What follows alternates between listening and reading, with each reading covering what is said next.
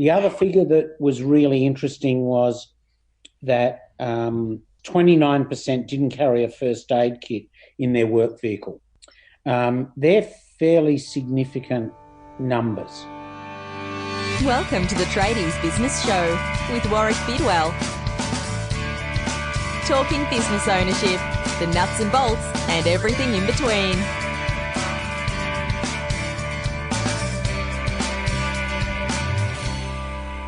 Have you ever been unprepared for something?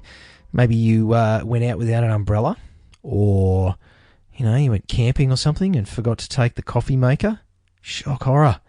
Well, it's one thing to be unprepared for those sorts of events, but to be unprepared for a workplace accident or a motor vehicle accident and wish that you had something at hand to help out and perhaps even, in an extreme case, save someone's life would be a gutting feeling, I imagine. So, in today's episode of the Tradies Business Show, somewhat serious conversation. I chat again with Michael Boltman from Brenniston First Aid and Safety. Michael is another previous guest on the show. Been getting a few guests back again. It's great to have people coming back on the show. I love building relationships with the people that we talk to. But Michael from Brenniston talking about Workplace First Aid Kit Week. Now, it's Australian law that every person in a workplace must have access to a first aid kit. And frighteningly, Brenniston did a survey recently of some workplaces, hundreds of people in workplaces, and there's some alarming statistics about how many people don't have access to a basic first aid kit. I can't believe that. It's just crazy. I got one in both my cars, my motorbike, my hiking pack. There's one at our gym. So Michael's got a special offer for everybody. Michael and the team at Brenniston. Have a listen to today's episode. We talk a bit about some of those survey stats and some of the really scary stats about workplace incidents. And there's a special offer at the end. So only a short episode today, about 30 or 40 minutes. Have a listen, and you could grab yourself a free first aid kit. Easy as that. No competitions or anything. You just get one. So listen to the end and go to the show notes, tradiesbusinessshow.com/free first aid, and find out how you can grab your first aid kit during the week of 3rd to 9th September. Want to talk about that? There were a few things about that. One was we wanted to know what people thought and what the state of our customers and other people out there was with regards to how they perceived safety in the workplace and first aid in the workplace. Mm. So what we thought was, there's some really interesting data points that came out of that. And one of the data points was that a lot of people said that they would leave their workplace if their employer didn't maintain certain safety standards. And that was some phenomenal figure. It was like 87% or something like that. Yeah, wow. The other figure that was really interesting was that, and I thought it was actually 50%, but according to this, it's 29% didn't carry a first aid kit in their work vehicle. They're fairly significant numbers. Mm. So, because a work vehicle is your workplace. If you're a sales rep or you're on the road doing, as a service contractor or whatever it is that you do, that's your workplace. So is your workplace protected? And at least a third or close to a third of people said, no, we don't have protection in our vehicle. And it's not just for the people who are in the vehicle who might do something, but, there's always people out on the road who are, having accidents, and you arrive at an accident and someone might be severely injured and you could have a material impact on their well-being by having that in there. Absolutely. And so we thought that was very important. the things like, if 45% of people are saying that they were aware that there was an injury in their workplace in the last 12 months, that seems quite high to me. I was surprised that there was that number of injuries that were occurring, that people were aware of. I mean, we're seeing stuff all the time. Yeah. But that seemed significant. I think what I found interesting was that people didn't understand what their obligations were in the workplace. And I think that's really interesting because, 31% of people, so almost a third of people, were unsure whether their workplace required a first aider, meaning that they required someone who was trained in first aid to the old equivalent of level 2, so that if something happened. So they weren't even aware of what the rules were or are with regards to something like having a first aider. And people weren't aware things like that, 1 in 5 people weren't aware that first aid contents in their first aid kit have an expiry date. It's not like this is new stuff. The stats are alarming, to be honest. But first aid and first aid training and safety in the workplace, I mean, this is stuff that's been going on for a long time, and yet still have some alarming... The thing is that there are some things in a first aid kit that, if you use your common sense, you go, okay, the sealed bottles of saline solution. Yeah. Now, they do have, I think it's a 5-year expiry date, and the likelihood of them, there being something wrong with it after more than 5 years, so if it's 6 months further on, it's unlikely anything's going to be wrong with it. No. But things like, Band-Aids, dressing strips, the adhesive does deteriorate over time. Yep. And it doesn't stick, which means that it's completely useless. Yep. Things like the burn treatments, the mixture of the tea tree oil, the hydrogel, all of the different components of it will break down, and they won't, it's like a cream. A cream will separate out into its component parts and won't be useful anymore, won't be effective. So there's no point in using it. Bandages, they did bring in those probably in the last 10 years that they should have expiry dates. Look, if they're sealed, and I should be saying, oh, no, you've got to follow the rules, but, you've got to be sensible about these things, but you should make sure that everything is okay. Yeah. Because these are the indicators that tell you whether you are, compliant with what is required. And that's assuming that there's a first aid kit on hand at all, and based on your survey, or Brenniston's survey, lots of people, a third, don't even have one. Yeah, correct. Which is... See, I think that the bigger issue is not necessarily the expiry dates, although we find things from the 1960s in first aid kits that you're just going, oh, there's a calamine lotion there, and no one's used, that company's been out of business for the last 25 years. You find that in there. That's impressive. But the issue is usable items. So the expiry dates is about usable items, but it's the missing items that is the issue. So that if you're somewhere and you're in a remote area and there is no bandage for putting on a snake bite, that's dangerous. Yeah. So you need to have the items that are critical to what your risk is in whatever area it is that needs to make sure that they're in there, because that can be a dangerous situation. And it's so easy to assume that it's that'll never happen to me, and I think that's human nature. I had a personal experience with that recently. I went for a 2-day hike up in the mountains, and on my own, I carried a personal locator beacon, and I'd log my trip and all that, and had a first aid kit that I carry with me on the trail, all decked out, and unfortunately my little pressure fuel stove had a failure and caught a light, and so I had a fuel fire in the middle of the scrub, and I had nothing to put it out with because all my gear is all, super lightweight technical gear, and it's all synthetic, so I couldn't throw anything on it.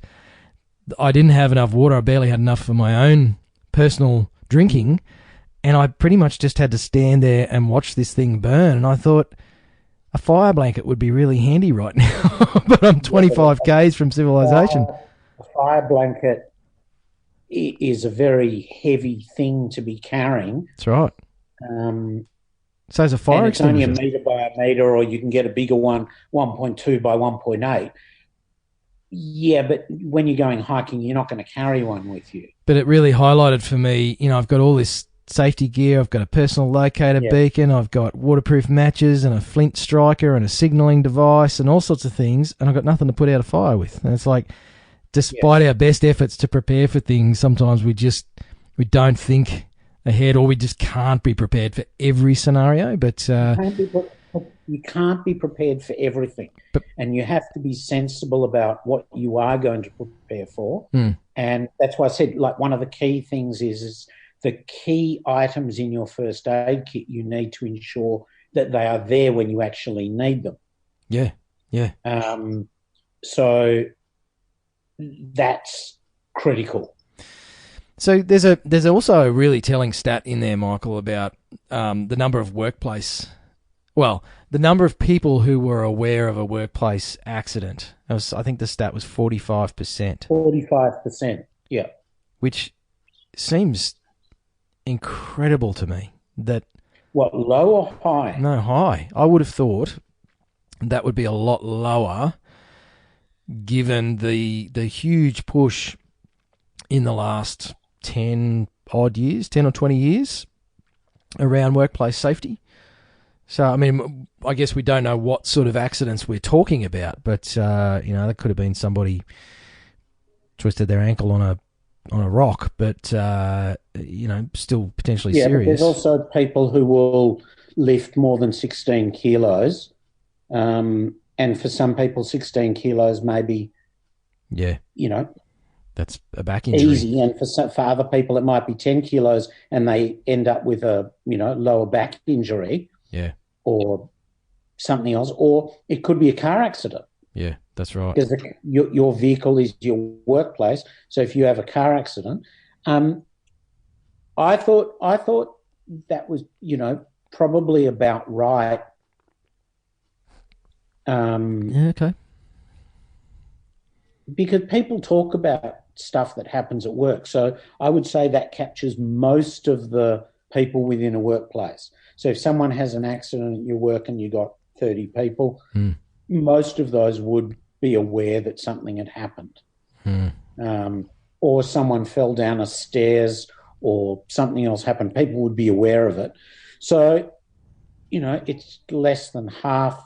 But that probably also includes, someone's burnt themselves with the kettle in the kitchen. Yeah. And they needed, it could be from minor to a major, someone's caught their hand in a machine. Yeah. And I guess, well, for me, listening to those stats, it's still very evident that I don't necessarily think they're accidents, because humans create situations, but accidents happen, still, despite our best accidents efforts. Happen all the time. There's a fire that's still burning in Melbourne in a Footscray factory, and it's been burning for 48 hours. And the radio shock jocks are going, how could they be allowed to keep acetone and paints and all this stuff in a factory? Well, if that's what they do and make, that's what they do. The question is to what degree do they need to have lockable hazardous chemical storage facilities Yeah. for all of that equipment. Were they following it? Yeah. Apparently they'd had an accident in there 15 years ago or something like that from something else entirely. Sometimes there's, the accidents happen. Yep. It's not about the fact that you're never going to stop accidents. It's like, on our roads, you're never going to stop a car accident. Someone will be distracted and run into the back of someone else. There'll always be accidents. The question is, how do you mitigate it? How do you reduce that risk? Mm-hmm. And, with car accidents, you've got to stop people from using their mobile phones and texting while they're driving, because that's the equivalent of driving with more than 0.05 alcohol levels in their system. Yep. Because it only it takes a microsecond sleep to have a major accident, or you're looking down at your mobile phone. Next thing, someone's stopped, you smash into the back of them, the people smash, and it can be quite dangerous. So the thing is that you can't always stop an event, but you've got to try and work out how do you reduce those events, and then when they do occur, how do you make sure that people are protected, or that there's a means to protect them with first aid, how long it takes for an ambulance to get to a site. Are the people on site trained in first aid? Yep. I'm just doing a thing with a company at the moment. They're about to install a defibrillator. And October is defibrillator month. And I said to them, look, the most cost-effective, they've got 3 first aiders. Do we need to train everyone in first aid? No. But it would be really, because their workforce is obviously starting to get older and they're getting, larger. Yep. They're going to install a defibrillator. And I said, look, just get everyone to do a CPR course. Yeah. That means that anyone within the workforce, if someone collapses from a cardiac event, they can at least keep the blood pumping by doing CPR on them until the ambulance arrives, 8 minutes, 12 minutes, whatever it is later. Yeah. So I think you've got to go back always to first principles when you're looking at these things. And even the WorkSafe guys, when they come in, and what they're looking for is they're looking that there is an awareness of what's going on, that they've, if you paint a walkway where there are forklifts and people have to walk only along the walkways, it means that the organisation, as an organisation, not that, they're going to be safer, but that there's a perception that they're thinking about their safety in a way that before they had the walkway that they weren't. Yeah, it's an awareness thing, isn't it? For your audience of tradies, how they're going to deal with those things on a site. And when you look at the really big sites, what they do in terms of, cranes and, everyone's now on the streets, and they talk about these guys earning a fortune holding stop-go, the lollipops poles. That changes the way in which perceptions work, because if you've got a 40K reduced speed as you come into a construction site, it means that, you're probably not going to be run over by a, concrete truck, because they're big trucks. Yeah. Or, cranes with steel going up and down that you really don't want to be hit by.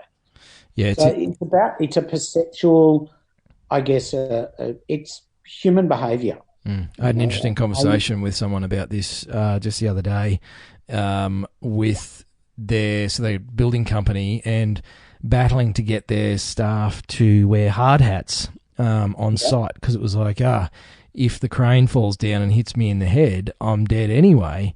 And the point is not that level of catastrophic safety failure, but the response was, if a bolt comes loose from a load that's 20 meters in the air, and a simple bolt hits you in the head, that'll kill you if you're not wearing a hard hat.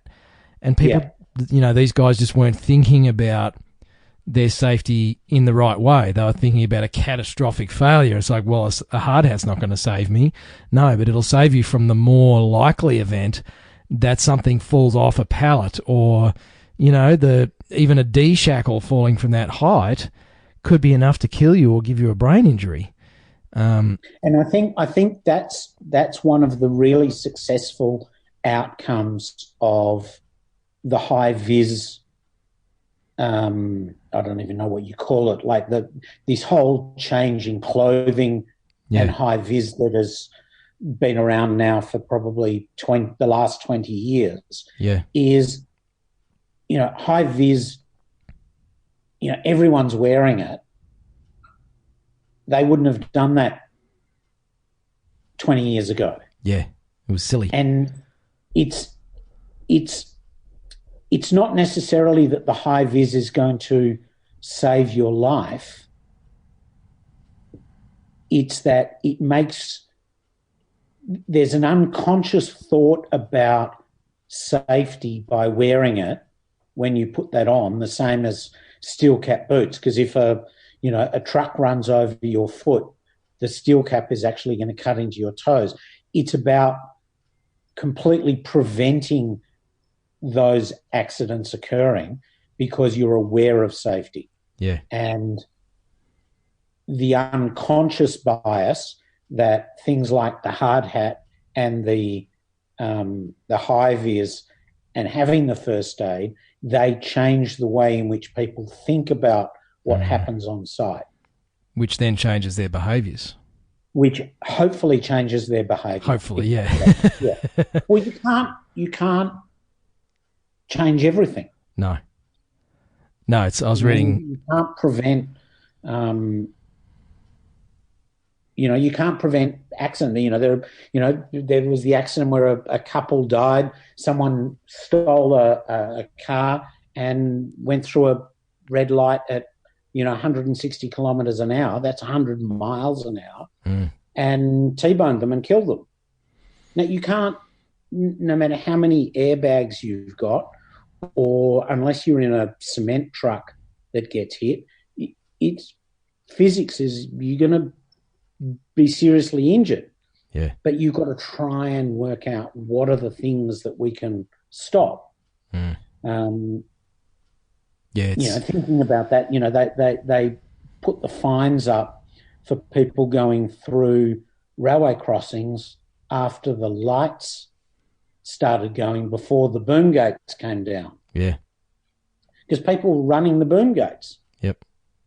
As they were coming down. Oh, we can make it. And when you see on the front page of the newspaper, a car being completely smashed by a train, it's horrid. But, they're the things that we have to do. You've got to change the behaviour before the accident happens. So do you think, Michael, that's really what first aid training and first aid kits, that's like an unseen part of the benefit of those things? I would say that first aid training and first aid kits, I would hope that no one ever uses them. Yeah. At all. And in fact, may call it 95% of the time, in most places they don't get used. Like in a lot of offices, you never need to use, you might get a burn when you're pouring yourself a cup of tea or a paper cup. Yeah. The biggest risk in most offices is probably a heart attack or, a cardiac event. But if you've got someone who has been trained and they can perform CPR, that may just save your life. So it's for the almost black swan events that you're doing all of this preparation, and we as a society tend not to prepare for black swan events. Yeah.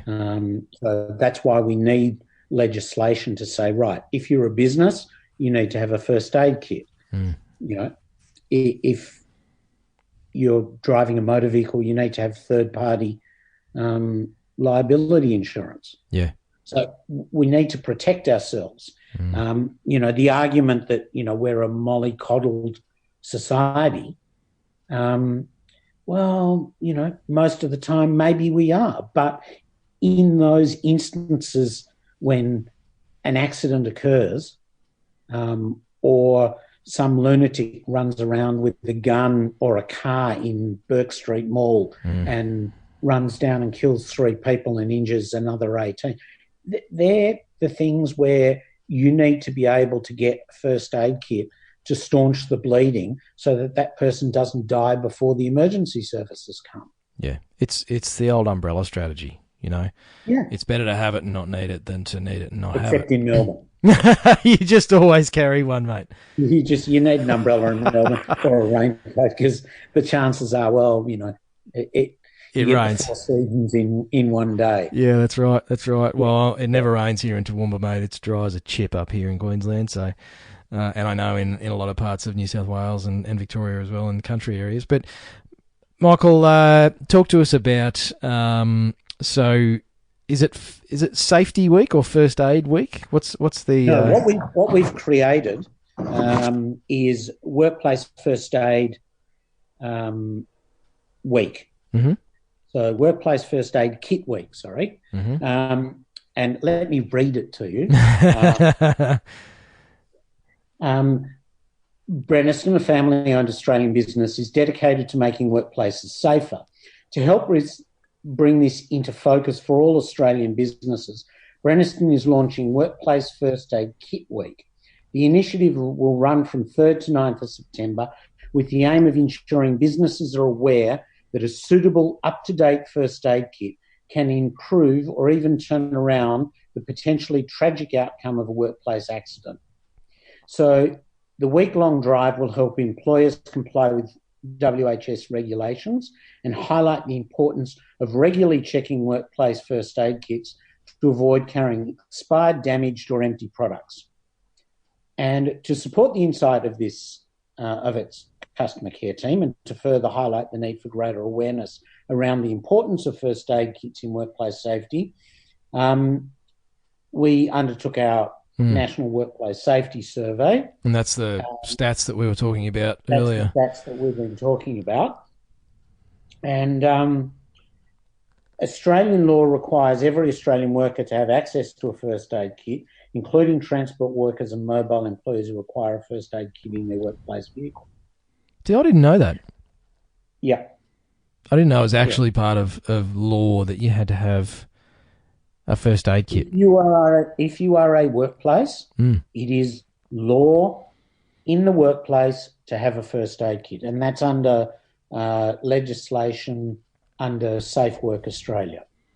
And it's and I know your media release goes on to talk about how simple and easy it is to have a first aid kit, and it is, mate. Like, for the sake of $40 or $50, like a carton of beer, you can actually stick a first aid kit in a vehicle. And, legislation aside, it's about, as we've been talking about, just giving access to something that could stop somebody bleeding to death or losing their limb or whatever it is, Or if you're in an accident, in a car accident and you're in shock, you need to be wrapped in a space blanket, thermal blanket, to keep your heat in so that you don't get hypothermia. And, you go, that's not so bad. But if you happen to be in an accident up on, Bogon or Thredbo or Mount Hotham or Mount Buller, and it's 5 degrees below zero and you're in shock and it's cold, that's dangerous. And it's so preventable, so many of these things. Absolutely. Now, the other thing, and that's not on our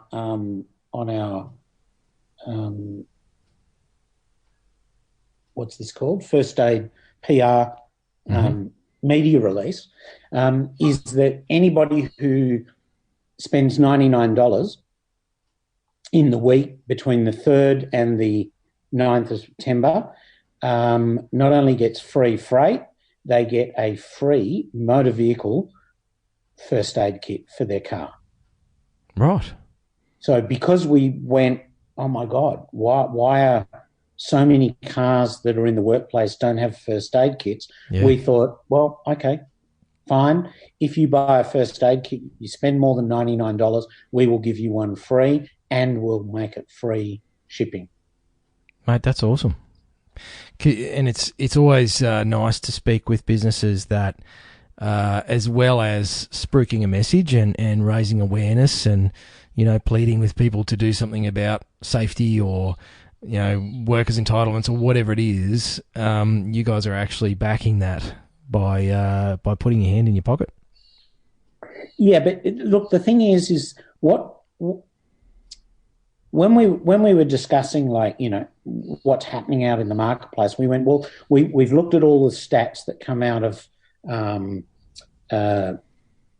WorkSafe and places like that. How many people have died so far this year? And I think it was 73 people.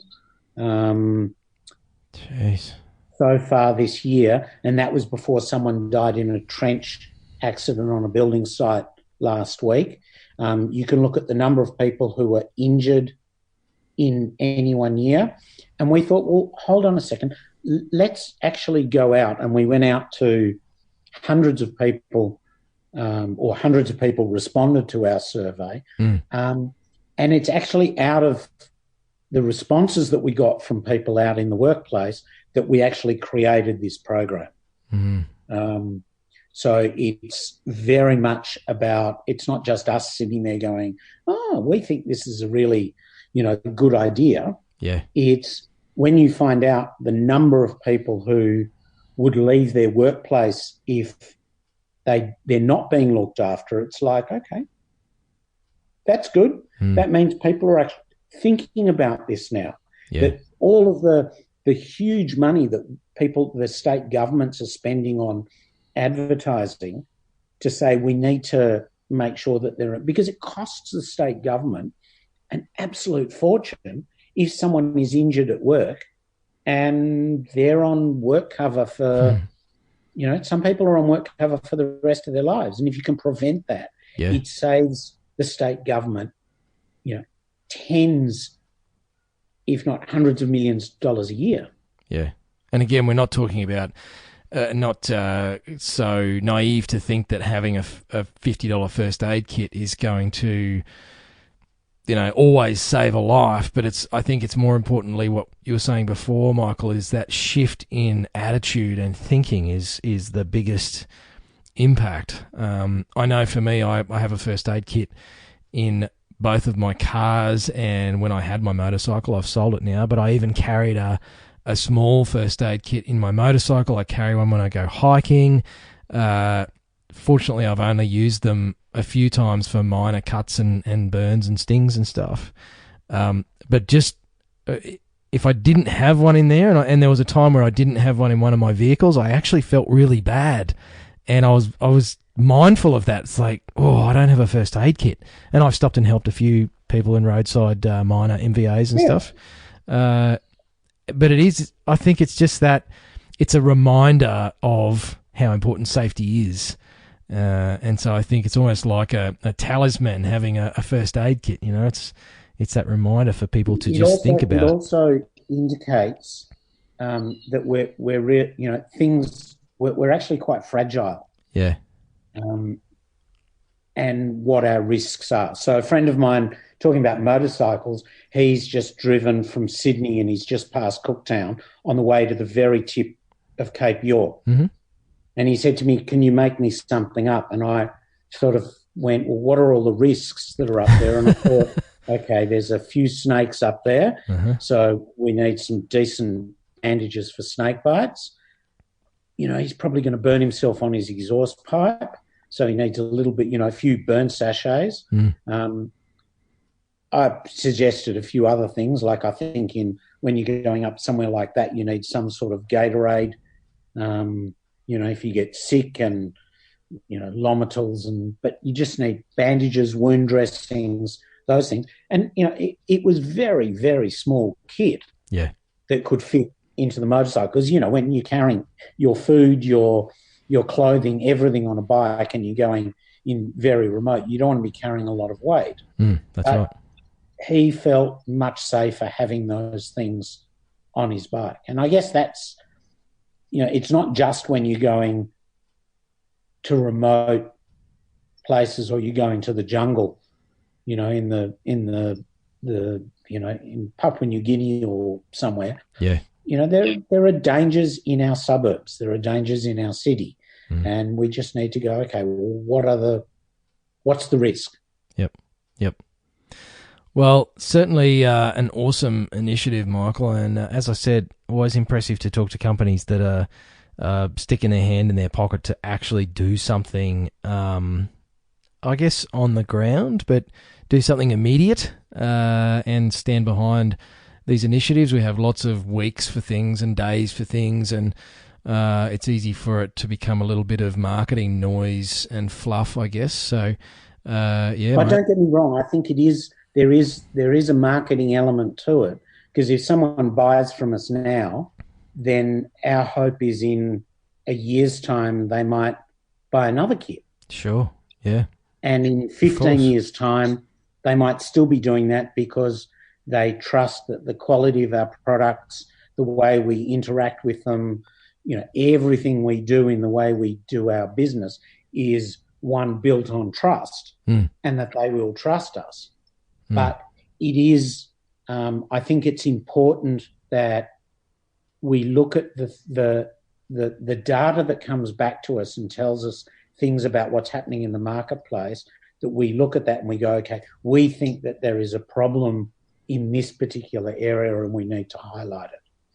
So if it's, half the vehicles that are out there on the road that are being used for work, that they don't have first aid kits, then we should, do something about that. Absolutely, mate. Well, certainly a good initiative, Michael, and always a pleasure to talk to you on the show, mate. Thank you. If someone's listening to I this... I just want to say to you, for 7.5 days away... Do I need a first aid kit, mate? You don't need a first aid kit to get married. Need one afterwards, perhaps. No, you don't need one afterwards. There's a whole range of things that you need to be aware of. Right. And I'm not going to go into that now. I'll press pause and then you can tell me all about it. But I can tell you all about it off air. But you know a lot of these things anyway. But I just want to say congratulations. I'm very excited for you because it really is quite an extraordinary thing to do. To make that decision that you've found your perfect partner and that you want to spend the rest of your life with them, and that you're going to have a ceremony to celebrate that. So congratulations. I think it's a great thing to do. Well, thanks, Michael. I really appreciate that, mate. And I think you're the first... I'll have a drink Saturday week for you. Hopefully I'll be really celebrating because Melbourne will have beaten Geelong on the Friday night before it. Oh, nice. Well, don't make it that cheap whiskey you were telling me about before for the lurgy cough remedy. Make sure it's a decent whiskey, mate. When you're putting it into a hot lemon toddy with cloves and ginger and cinnamon and lemon and all of that, the cheap whiskey is like you're sick, you can't taste anything. So just it's medicinal. Make you better. It's medicinal. Yeah. Exactly, that's medicinal. So, mate, website, where do listeners go? They're listening to this going, holy crap, $99 and I get a free vehicle first aid kit to boot. Where do they go to do that? And free shipping. And free shipping as well, don't forget that. And free shipping, don't forget that. Postage costs have gone up a lot in the recent years, mate. So where do they go to order their kits, Michael? Brenniston.com.au. So BRENNISTON.com.au. Awesome. Mate, pleasure chatting with you. We'll put all the links in the show notes and share this all over Facebook for 3rd to the 9th of September. 3rd to the 9th of September. Right. And the offer runs for that period of time, correct? Yep, for that week. Great stuff. Well, mate, thank you very much, and I'm looking forward to making thank you, Warwick. workplaces safer thanks to you guys. So there you go. Grab yourself a free vehicle first aid kit and do that by going to brenniston.com.au. Order yourself another first aid kit, maybe one for the office, maybe topping up one that you already have. Check out some of the other cool gear that they have focused around safety at brenniston.com.au. Spend more than $99 and they will give you a first aid kit for your vehicle and you'll get free shipping. Now you have to do that between the 3rd and the 9th of September. So this episode you're listening to went live on the 31st of August. So hopefully you're listening to this on the 1st or the 2nd or even the 4th of September.